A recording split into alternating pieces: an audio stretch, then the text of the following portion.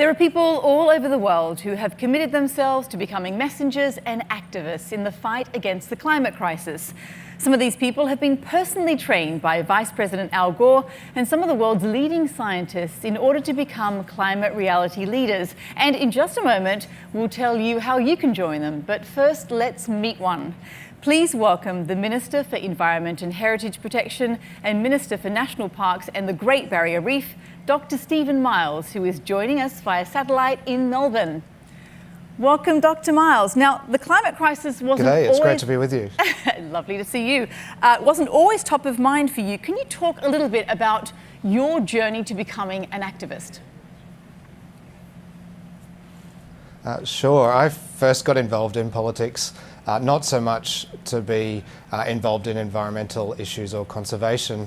My motivation was really economic justice and social justice. I was motivated by wanting to make sure that kids like me got the kind of education opportunities I got, had a chance to get a good job so that their kids had even more opportunities. And it wasn't until my wife was pregnant with our son Sam that I started to really think a bit more longer term and realise that Sam's opportunities were going to be based just as much on whether we addressed the climate crisis as if we had a good education system or a strong economy. And around the same time, the Inconvenient Truth film came out. Someone loaned me the DVD, and at the end there was an email address. You could send your email in to be part of the training. And around the same time, I got involved in a local conservation group that ended up partnering with Mr. Gore to run the training. And so that was 10 years ago now, almost 10 years ago. And now I'm the Environment Minister in my state and using the skills I learnt there every day.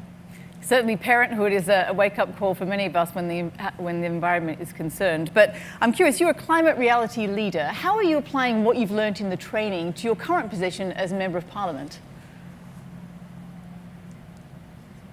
Look, every day I am talking to people and explaining to people how our state is affected by climate change, the kind of climate change that's already happened, and also what we can do to transition our economy into the future. And I'm using those skills. Sometimes I feel like I'm channeling Mr. Gore, but I think the most important thing that I learnt from him and that I try to do every day, and I know it's really hard, is to focus on hope. To focus on how we know we have the tools we need to address this crisis. All we need is the political will, and I hope that if I can demonstrate to people that hope, that opportunity, I can also generate more political will to get more done. What would you say has been your biggest milestone since taking office? You know, it's funny to say this, but actually my biggest milestone in the last 2 years in office is actually my biggest defeat. Queensland is one of the worst deforestation hotspots in the developed world, and I took laws, my party took laws to the Queensland Parliament to try to cut land clearing rates. We debated them for 14 hours, and in the early hours of the morning we were defeated by just one vote, unfortunately. But the fact that we got that far, that my party backed me in, that we had hundreds of thousands of people supporting that campaign, and the fact that we will go on to win those laws and to address deforestation in our state makes me incredibly proud.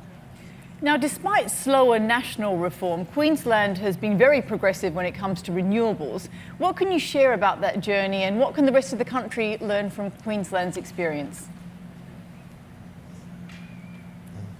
We're working hard to do the things that make sense for state governments to do while we wait for our national government to do what we think they need to do, and that's have stronger targets and an emissions trading scheme, a cap and trade scheme, to achieve them. In the meantime, we are pushing ahead with the full range of policies that we can implement at a state level, and that work is really anchored in renewables. We're already a world leader in rooftop solar. We have something like 400,000 citizens with solar generating electricity on their rooftops right now. And we want to get that to 1 million rooftops by 2020, which is a pretty ambitious target.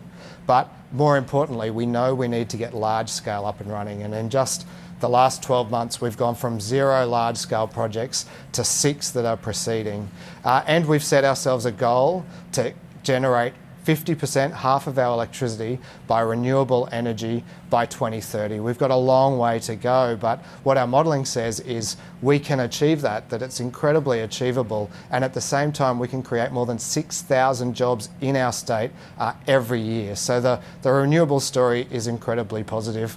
At the same time, we're working on all of the other things we know we need to do, land use, town planning, changing our vehicle fleet and making sure our cities are laid out in the most climate-friendly way.